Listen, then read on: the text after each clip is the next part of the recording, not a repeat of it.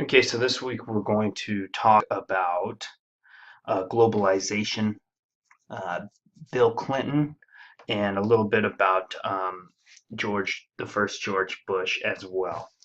So, it, just to give you an example, in Seattle in 1999, over 30,000 people showed up for the World Trade Organization protest, arguing that global free trade encourages outsourcing and that it would hurt the Earth's ecology with unregulated economic development. They also talked about the widening gap of poor and rich. And the reason why Seattle is such a big deal is because Microsoft is there, and it symbolizes the process by which people, investments, goods, information, and culture flow freely across boundaries. That's essentially globalization. Most importantly, what we'll talk about today is the collapse of communism opened up all the world. And both first President Bush and Bill Clinton talk of an American mission to create a single global free market that as a path to living standards, democracy, and freedom.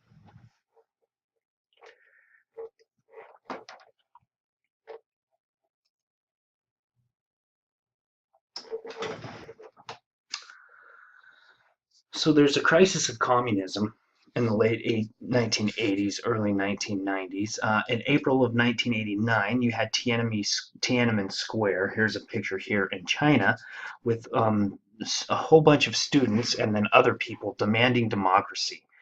The students stay until June, and then in June, troops fired upon them, killing an unknown number. And it could have possibly been in the thousands, but because it's China and you don't really know exactly what's going on, no one knows how many people died, but it was a lot. In the fall of 1989, many countries in Eastern Europe were demonstrating, and Mikhail Gorbachev, the secretary of the Communist Party in the USSR, made it clear that he would not intervene. Then on November 9th of 1989, people climb over the wall, um, and then republics begin claiming independence after that. And soon you have 15 republics who are all separate entities instead of the USSR. You also, in 1990, get Nelson Mandela, who is released from prison. He will later become the first black president of South America. South America was a very, very segregated society up until the 1990s. It still is today, but South Africa, excuse me. Um, and in 1994, he becomes the president. But the main idea here is because the USSR is crumbling, this is a world that's dominated by the United States. Um, and what Bush calls a new world order. We also get the Gulf War in 1990. In 1990, Iraq invaded Kuwait. Um, we and other people were afraid then that Saddam Hussein would then attack Saudi Arabia, which in the 1990s was the United States' biggest oil producer. So the United States rushed troops to defend the Kingdom of Kuwait. Um, Operation Desert Storm is what it was also called, that quickly drove Iraq out of Kuwait, and then the United Nations imposes sanctions on them. But Hussein stayed. Um, they didn't overthrow Saddam Hussein, which will be President George Bush's son. He will do that. And there's also a large U.S. contingent that remained in the area, and that makes a lot of people mad. Uh, Once we're there, we kind of stay there. Now, America's role in the world is that the Gulf War was a step in the direction for making the world rooted in democracy and free trade. General Colin Powell, who will also be Secretary of State under the second George Bush, is that a lot of bad things are going to happen in this world, and we cannot be the world's policeman. We need to fight the wars we can. So basically what's happening now is the United States is the most powerful nation in the world. And so there's this idea that we then have to be the world policeman, meaning if things go wrong, the United States needs to step in because we're the most powerful country. General Powell says that's just not possible because there's too much going on. Now, Dick Cheney, who is an advisor under the first George Bush and will be George Bush's vice president, the second George Bush, says we need to be the world policeman so that all of these new states that are becoming states because of the dissolution of the USSR, we got to make sure that they become democratic and want to trade with us, right? It's about democracy and free trade. Now, in 1991, however, the economy slips, and George Bush has to run as president against a very good, young, charismatic politician that was fairly unknown until the Democratic primary elections, and then he actually won the 1992 election with the slogan, "It's the economy, stupid," meaning what people really care about, how much money they have or they don't have. And he says, what I'm going to do is I'm going to make the economy better for everyone. And Clinton also wins on the movement of social liberalism, meaning he was pro Roe v. Wade, pro gay rights, pro affirmative action. But he was also a fiscal conservative. He reduced the government bureaucracy and he tried to, quote unquote, end welfare as we know it. He wanted to create such a good economy that the United States government would not have to support a large amount of its citizens. George Bush was hurt by the economy and that very conservative right that we talked about last week, that like Pat Buchanan, this really hurt the Republican Party during this election as well. And there are a lot of things that we can talk. We can't go completely through all of what Bill Clinton did, but he did a lot of things. He put Ruth Bader Ginsburg on the Supreme Court, who was a conservative but pro Roe v. Wade Supreme Court justice. He came up with the "Don't Ask, Don't Tell" policy for the military. He raised taxes on the wealthy. He upped the earned income credit, which is just when you fill out your taxes. If you don't make a certain amount of money, you get an earned income credit if you work, but you just didn't get paid enough. He, in the end, raised more than 4 million people out of what the government calls poverty. And in 1993, he also creates NAFTA, which is the North American Free Trade Association, which was basically an open borders policy between the three North American countries to make customs and the borders more fluid so that people, and less taxes, so that people could move goods and people easier across the borders. Now there is quite a bit more that we'll talk about NAFTA, but we can't get into it. That would be kind of an interesting thing to do your PowerPoint on because we're still discussing NAFTA today. What his wife Hillary Clinton tried to do while she was First Lady was revamp the healthcare and get healthcare for all Americans because millions did not have it, and so she was kind of one of the front runners besides Richard Nixon to really try to get health care for all Americans. But it was way too complex and would have just expanded the bureaucracy. So it was crushed in 1994. But since Clinton did not accomplish much his first 2 years in office, for the first time since 1950s, Congress became Republican dominated. And this is when a man by the name of Newt Gingrich kind of comes to the forefront. I'm sure you guys know who he is today. And he comes up with the Contract with America. These things like to cut taxes, to end economic and environmental regulations, to overhaul welfare, to end affirmative action, things like that. And in December, the government shuts down because it can't get along with President Clinton. But most people blame Congress and not President Clinton, and Gingrich begins to lose his popularity in 1994. This kind of makes Bill Clinton look good. Um, and uh, uh, Foreign affairs wise, much like President Bush and the presidents before him and after him, President Clinton found it hard to balance human rights with strategic and economic interests. So, for example, in Rwanda in 1994, ethnic massacres there killed more than 800,000 people, and we didn't do anything about it because of economic and geopolitical reasons.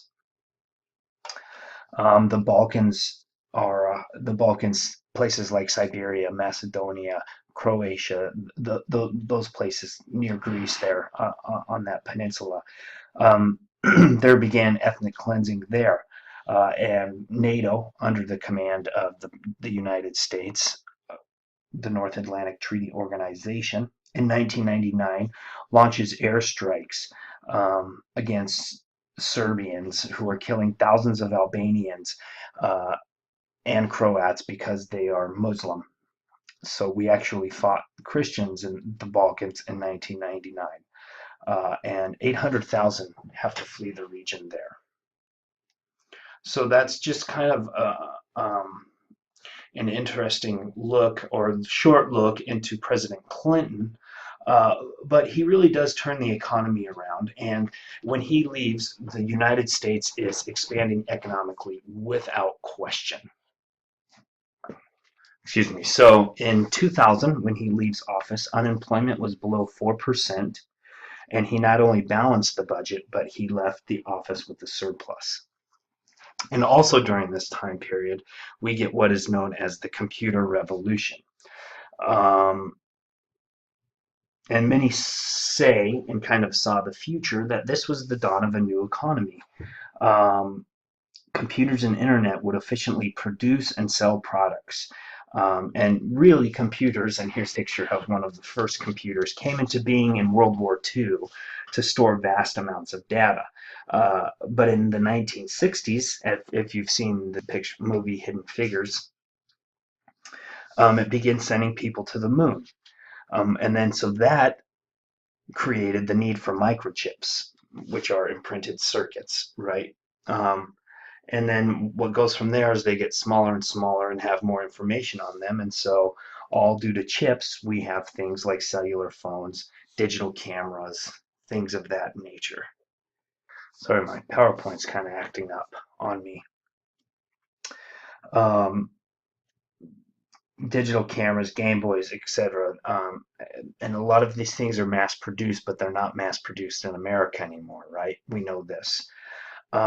Interestingly enough, um, your phone has way more memory than the first computer that sent Neil Armstrong to the moon, right? It's incredible, and it's in the palm of your hand. I know a lot of them always had cell phones, but cell phones are an enormous uh, technological advance. Computers also began changing private life because by 2000, nearly half of all people have a personal computer. And that's for entertainment and for work. And the internet in the early 2000s is really starting to be developed.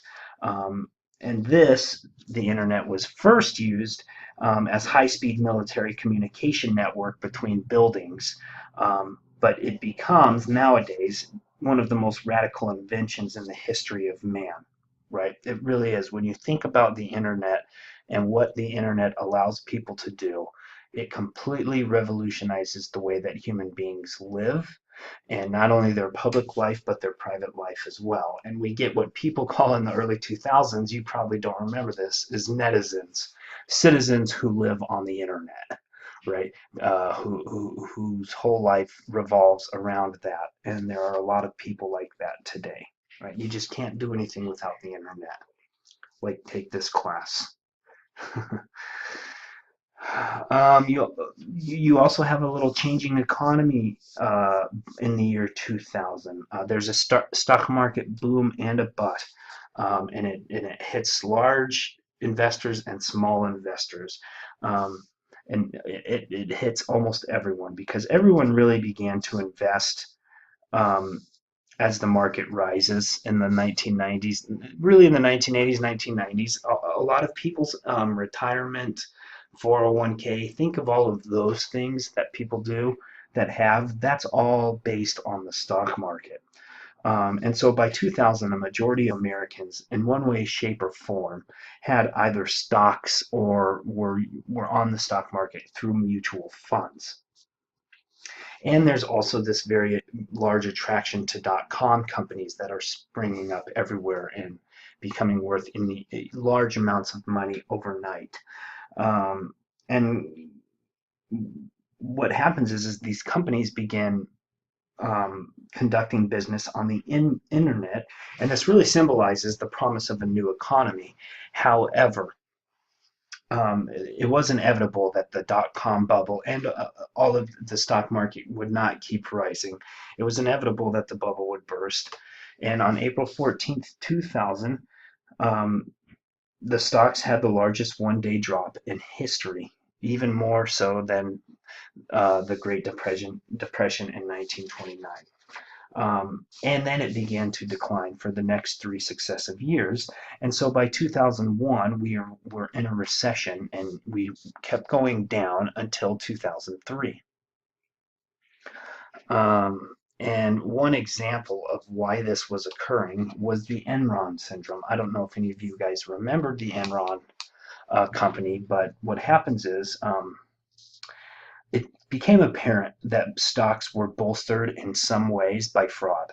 JP Morgan, Citibank, these really large companies charged extravagant fees, and they had complex schemes to hide their fraud. Enron, which was a Houston based energy company, um, is a good example of this. And what they did is they bought and sold electricity, but they did not produce it, right?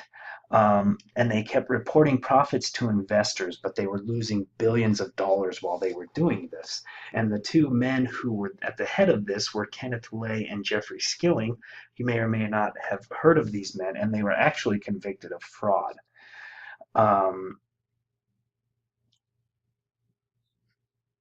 Many argue that what was happening here is this is all just money on paper, right? And I'm not talking about printed money. I'm talking about, you know, think of your bank today. Think of where your money is today.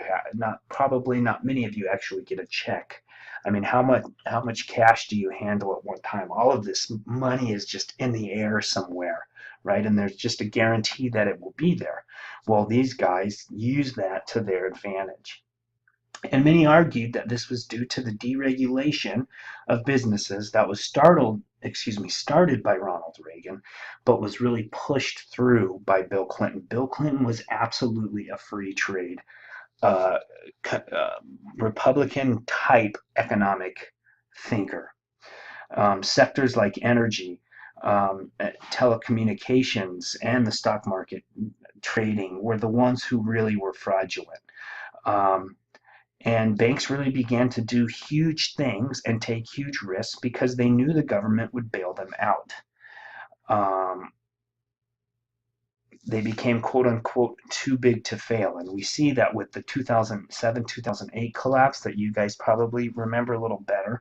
Both President Bush and President Obama had to do something like bail out GM, bail out Wells Fargo Bank, these large banks, because they were just too big. JP Morgan. So, but with that said, the 1990s were a boom decade for the United States. It just kind of ended with a whimper. Um, the real boom was in the mid 1990s, about 1995, and this benefited nearly all Americans because your real wages and income were going up. Um, But despite this, average wages for non-supervisory work, right, non-boss men or boss ladies, um, if you adjust for inflation, they still remained below early 1970s level. Remember a couple of weeks ago we talked about how after 1973 and the oil crisis, real wages kind of stayed static, but inflation always goes up. So people were making a little bit more money every year, but it wasn't keeping up with inflation. So really they were making less compared to the cost of living. And even though in 1995 people's real wages and income were going up, it still remained below early 1970s levels. So people, once again, like I say, they're getting paid more money, but the cost of living is higher and inflation, so they actually aren't. So what all of this meant is that in the last 2 decades, up the 1980s and the 1990s, the poor and the middle class were starting to get outstripped by the top earners. So, for example, Bill Gates owned in 2000 as much wealth as the 40 lowest percentile of people. Um, Also, thanks to things like NAFTA, things keep moving to Mexico for cheap labor, and because there's no environmental impact studies there either. And so, for the first time in history, in the year 2000, the United States no longer led the world in hourly wages of manufacturing jobs. And General Motors became replaced by Walmart as the biggest employer with 1.6 million people in the United States. And so there's a couple things about that. Firstly, if you work for Walmart, you cannot belong to a union. Secondly, if you work for Walmart, that means you're not manufacturing or making anything. Not that there's anything wrong with working at Walmart at all. There isn't.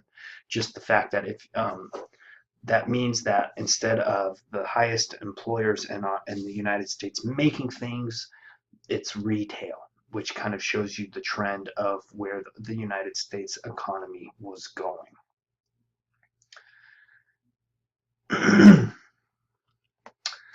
Um, and a lot of people thought that by the late 1990s and early 2000s, because of the end of the Soviet Union and the United States and is the powerhouse and everybody starts talking about democracy and free trade, that there would be some kind of global harmony since there wouldn't be the Cold War anymore. But really what comes out of the secularization of the world, this global mass market that was based on consumption, are orthodox movements. In India, you get a Hindu orthodox movement. In Israel, you get a more conservative Jewish movement, Islamic fundamentalism. And in Christianity in the US, we get things like the Tea Party. Um, but what this does, this opening of the world of globalization, creates new immigrants for the United States. And this intensification of ethnic and racial identities really hits the world. And what happens is you can see that from 1965 to the year 2000, we can see that the faces of immigrants change in the United States. It's not Europeans only anymore. Um, there's about 24 million people who come into America in the last 35 years of the century, and about 50% of them came from south of the border, 35 from Asia, and a small number from Africa and the Middle East. And only 10% of immigrants from 1965 to 2000 were from Europe. Um, there were more than 3 million Muslims in America, um, and many of them were uh, many of the not only Muslims but immigrants in general are not only are they not just living in city centers anymore, but still many of them are poor and many of them are uneducated who were leaving, or not highly educated, who were leaving violent or repressive governments, places like Haiti, Cambodia, Syria today, right? It's not that if you ask most Syrians that they want to leave their country, it's that they have to, right? In in order to get away from violence and repression. But you also especially in the 1980s and 90s, get people from India and South Korea who are well educated, but they could not get a job because there were too many people and not enough upper level jobs. And so by the year 2000, 40% of all immigrants have a college education in America. You also get this new diversity, with Latinos being the biggest group, which is a term that was invented in America, and it includes people of all different types of origins. Mexico becomes the largest um, producer of Spanish-speaking people into America, because it has high poverty, but it also has high birth rates, and obviously the proximity creates massive legal and illegal immigrants, and they become highly visible now. Immigrants are highly visible. Entertainment, or children of immigrants, people in entertainment, people in sports, especially baseball and soccer in America, and politics as well, right? We have a lot of Congress people who are, or people who ran for president even, who are children of immigrants or immigrants themselves. Um, Jose becomes, in the year 2000, the most common name for babies born in Texas, and it's the third most common name in California. Smith is still the most common last name in America, but Garcia, Rodriguez, and other names of Spanish-speaking individuals all become in the top 50 of last names as well. Um, but immigrants, and especially immigrants from south of the border, south of Mexico, Latin America, even from South America, remain the poorest group in America because of their low-wage jobs. And conditions lead to into today, about 13% living in what the government calls poverty, which is double the national rate. Asian Americans become visible as well. And like we said, you get many well-educated people from Korea, Japan, India, Vietnam, and China as well. Um, and Asian Americans become quite visible in educational circles because they're very tight-knit communities, and they really grasp the idea of college, and they're all so many immigrants and children of immigrants from Asia are in college now or went to college. And by 2007, an Asian American's median income for their household was $66,000, which is actually higher than whites, right, by 2007. But really what this phenomenon is, and why I'm talking about this, is because it's important, but also it's that the United States we've been talking about how the United States, since the end of the Civil War, well, since its creation pretty much, has been a black and white issue. It's with race, but it's not anymore. It's not a black and white issue.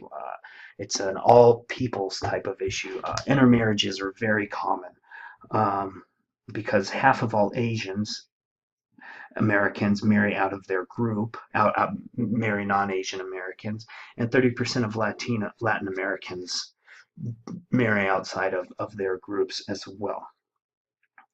And there is data to say that by 2050, whites will be 50% of the population, 25% Hispanic, and then African Americans at 13%, and Asian Americans at 13%. So that's one cultural, social phenomenon that has been occurring, and is occurring as we speak today. Another one is the spread of imprisonment, and as you can see, these are triple bunks here. That means you have too many prisoners. Um, Interestingly enough, during the 1960s, the American prison population declined. But in the 1970s, urban crime rates skyrocketed, and a lot of that has to do with the introduction of things like crack to the cheap frenetic drug that was very popular in the urban communities. Cocaine becomes very cheap in the 1980s because of men like Pablo Escobar. Watch the Netflix show if you haven't. Great show. And so by the 1970s, urban crime rates skyrocket, and basically it revolves around drugs. And so politicians on both sides want to be tough on crime. And both Democrats and Republicans say that we need to have longer penalties rather than rehabilitation. Um, so in the 1970s, drug addiction really becomes about the law and not necessarily about rehabilitation, meaning not necessarily a disease anymore, but rather a crime. And as prisons get more populated, into today, most of them are non-violent drug offenders into today. I think maybe we'll see a bit of a change for that because everybody's legalizing marijuana, but the majority of people, the majority of people in prison today are still nonviolent drug offenders. Now, during the 1990s, as crack goes down and police tactics get less stringent, crime rates go down, but the prison population is still going up. So in 2008, it reached 2.3 million people in this country who were imprisoned. That's 10 times as many as in 1970. And the United States today makes up 1/4 of the entire world's prison population. And we're not even close to being 1/4 of the entire world's population. So we are the most highly prisonized society in the West. Um, and we also have several million people who are on parole as well. Another interesting thing about this is it is ethnic and it is racial. In the 1950s, white people were 70% of the prison population, but by 2000, that's completely reversed. And one main reason was that the harsh penalties for crack cocaine, that is mostly an urban drug. While powder cocaine, what white kids do and what white people do was less stringent. Um, this is not a good number considering that um, non-white Americans don't make up 70% of the United States population. So there's a higher percentage of ethnic minorities in our prisons than there are in our society. So because the whites obviously still have the highest population, but the least amount of people incarcerated, meaning that an African American male would have a 1 in 4 chance of going to jail sometime in his life. Those are just the numbers, right? Not saying that anyone you know is going to, but it's just that those are the numbers. Um, and racial inequality exploded in 1992 in Los Angeles. Um, you guys should. This would be an interesting PowerPoint question. When this was Los Angeles, when 4 white police officers were found not guilty in beating Rodney King. Look up Rodney King, even though it had been captured on video. They were on video pulling the guy out of his car and just kicking him and beating the crap out of him. And so in 92, LA goes up in flames because the police officers were found not guilty. Some 52 people died, and there was over $1 billion in damages just in Los Angeles. And it was the largest urban riot since 1863 in New York when people rioted because President Lincoln instituted the draft during the Civil War in 1863. So this kind of just is another example of how this multicultural, the effects of it. There's good and bad to it. And a lot of people argue that Maybe this has something to do with family values. Like, were they in retreat? Because a 2000 census showed that Americans thought that that their country was in disarray. Half of all marriages end in divorce by the year of 2000. You guys are probably aware of that now. 70% of all marriages on the West Coast end in divorce. A third of all births um, were to unmarried women, but they're not. But by the year 2000 and into today, it's not only teenage women who kind of the whoopsies, right? But also business professionals as well. So people are deciding to have more children out of wedlock as well. That's not good or bad, but some people would argue that that means that family values are in retreat. Two-thirds of married women work outside of the home, and by the year 2008, less than a quarter of all U.S. households were quote unquote traditional, meaning they had a husband, they had a wife, and they had children, right? And they were married. Only less than a quarter of all households. It's kind of like Modern Family. um, and gap in income still persists for women to men. By the year 2008, um, if a man and a woman were in the exact same job, the man would be making $800, the woman would be making $610 on average. But things are changing, and that's closer than it had ever been. And at the dawn of the new century, women were 60% of college grads, right? There's way more women in college than there are men today. And over 40% of them, 40% of the women who are college grads have some type of advanced degree, a master's or a law degree or a medical degree or a master's of business, uh, things, an MBA, things like that. So um, that for women is something that keeps going up, and the pay gap is getting closer. It should be equal, but it's not. But it is definitely getting closer in a lot of areas. Now, lastly, let's quickly talk about what happens to Bill Clinton at the end of his time as president. The intense partisanship of the 1990s um, plays out in Bill Clinton's impeachment, and it's a bit ironic considering Clinton really was a centrist. He really, which especially economically, he was very much a conservative fiscal, uh, create a smaller government bureaucracy, uh, get less people who depend on the government type of person. But, he was socially liberal. He smoked weed.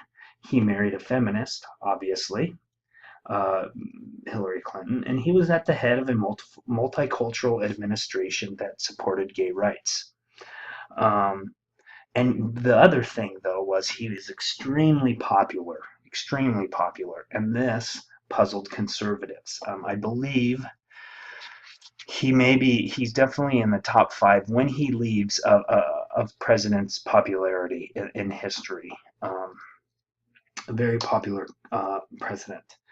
Uh, but he is only the second president to ever be impeached, which means impeachment means the process of of doing it. So he actually was of trying to get the president um, out of there. He was impeached; it just didn't work.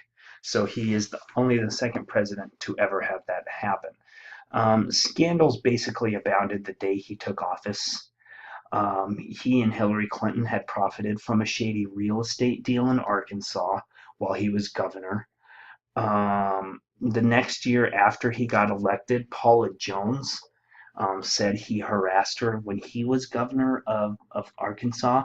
And then in 1998, you get the Monica Lewinsky affair. And basically the idea is that Bill Clinton said that he did not have an inappropriate relationship with one of his interns, which he did. but he kept denying it. And Kenneth Starr, if anybody remembers him, begins to investigate that, and he gives a lengthy report in December of 1998 to the Republican House. And so they find out that he actually committed perjury, and so they try to impeach him for that, the Republican House, and obstruction of justice because he had lied about his affair with Monica Lewinsky. However, polls showed that the impeachment appalled Americans more than his behavior, right? And it's funny, and people in Europe were laughing at that because, not that I'm saying it's okay, but Europeans expect their politicians to have affairs and not lie about it. But still, they were laughing that we almost overthrew a president because he was having an affair, which they say, people who were against the impeachment say, we have more things to worry about than whether President Clinton is so and so. But people who were for the impeachment said, yeah, we get it, but he lied about it and he did perjure himself. And so that's just not something we want our president to do. But anyways, the impeachment did not go through, or Bill Clinton was not impeached, and once again, it kind of made the Republican Congress look a bit ridiculous. However, and he leaves quite popular. So, however, we do get, because after Bill Clinton's 2 terms as president, we get the disputed election of 2000, which was Al Gore versus George Bush, and it remains one of the closest, and probably will be one of the closest elections in U.S. history. Gore actually won the popular vote by 540,000 people of about the 1 million people who cast their vote, or basically 0.5%. And all of this hinged on the Florida electoral vote. Bush said that he won, and by the way, George Bush's brother is Jeb Bush, the governor of Florida during this time period. Bush says he won Florida. Nobody knew who won the electoral vote in Florida, which obviously is quite important because basically whoever wins Florida usually wins the presidential election. And the Democrats say, no, we want a hand count. We want you to count every single one by hand because of what are called hanging chads.